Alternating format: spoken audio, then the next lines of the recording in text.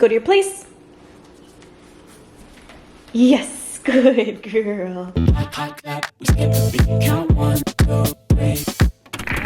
hi. Thank you. Thanks for the kisses. You're too big.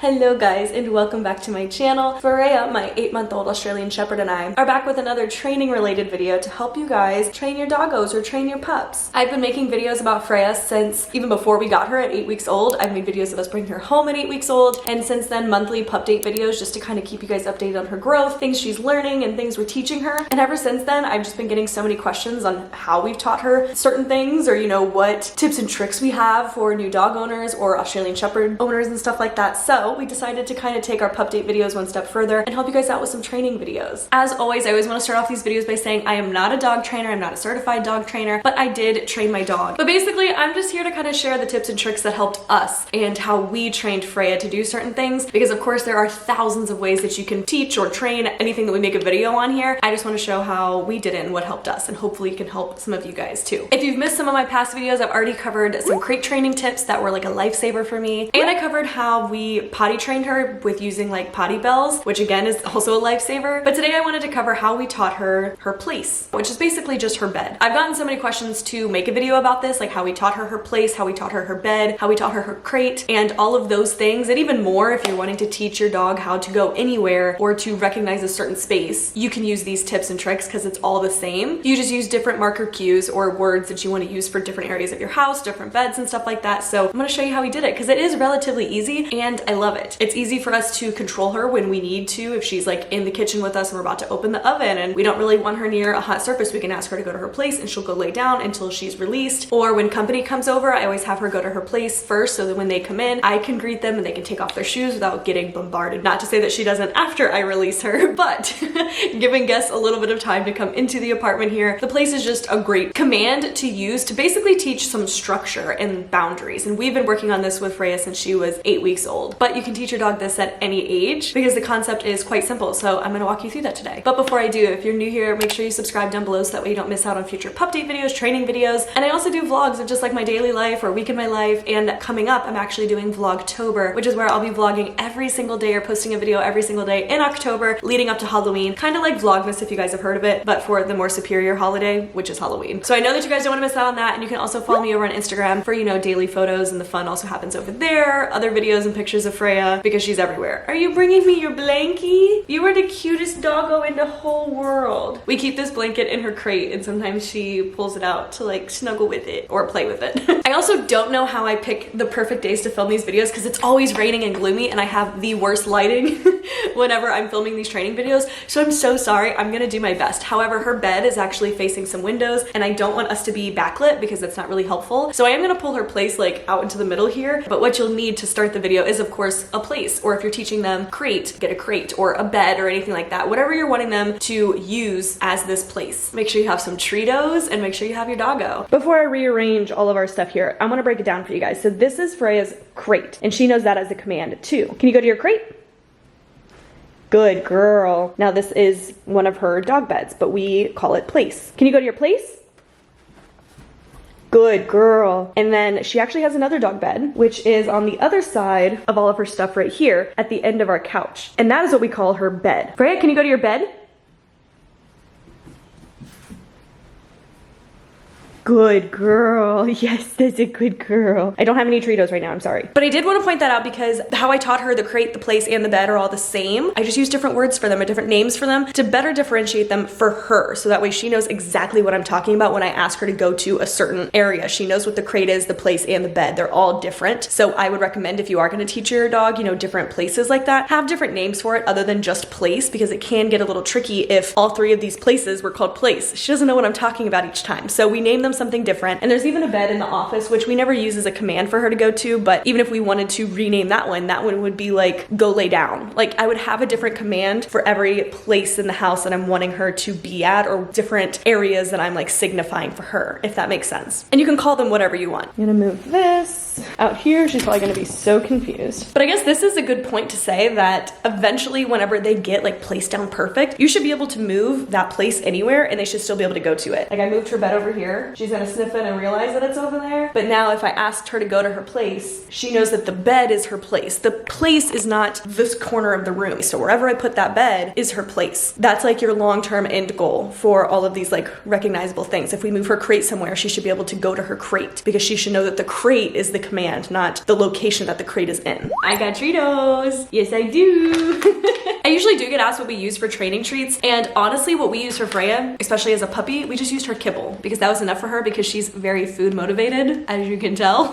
So she would do tricks and learn commands for us just with her kibble. But we do have training treats, and my favorites are these Zooks minis. They're very, very tiny, and then we even break them up into smaller pieces. Like I break them in half, usually, especially as like a puppy. Sit. Here you go, good girl. Go to your place.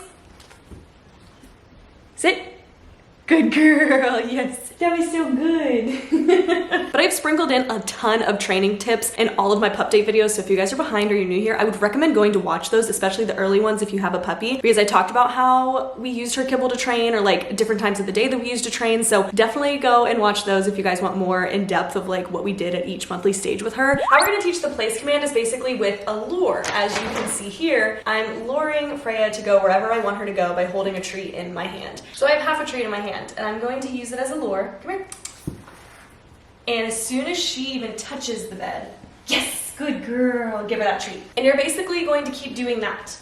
Yes, good girl. The word yes for me is basically used as a clicker, if you guys are familiar with that. Clickers have been used to mark that they're doing the correct thing. So when they sit, you click your clicker, give them the treat, and that sound to them will then mean like, oh, finally I got it. I got something good. I personally don't use a clicker because I didn't want to be tied to a clicker and like always having it around my wrist, but you guys can use the clicker. Instead, I use the word yes or yes, and that is my clicker word. That is my marker cue that she is doing the right thing. You can use whatever words you want. You can use a clicker, whatever works for you and your dog, but we're going to be using that marker cue whenever they touch the bed, get on the bed with the lure to let them know that yes, that is what I want, and that is when you get a treat, is when you are on the bed. We're not even introducing the word place yet. I just want the association with getting on the bed as being a good thing. Come in.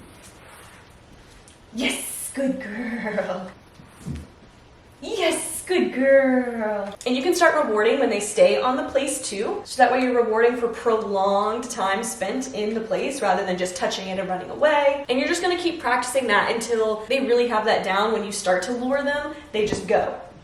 Yes, good girl. But this will take multiple sessions or days or weeks for your dog. Go at their pace, go slow. It takes a little bit for some dogs and some breeds to learn things. Other dogs and breeds can be very, very smart and they'll pick up very, very quickly. But once your dog has gotten the concept of being lured to the bed and they're able to, you know, hang out on the bed for a prolonged time, you've been rewarding them for getting on the bed with the lure, you've been rewarding them for staying on the bed for a long time, then you can start introducing the actual word or the cue that you're wanting to use for that command or for that action, which for me is place. It is important when you introduce the word. I don't want to say my marker cue place when she's here, when she's learning the command. We want to introduce the word with the command when she's actually performing the command. So that way the association between the actual command and the act is placed in the brain. So we're still gonna lure like normal. Yes, place.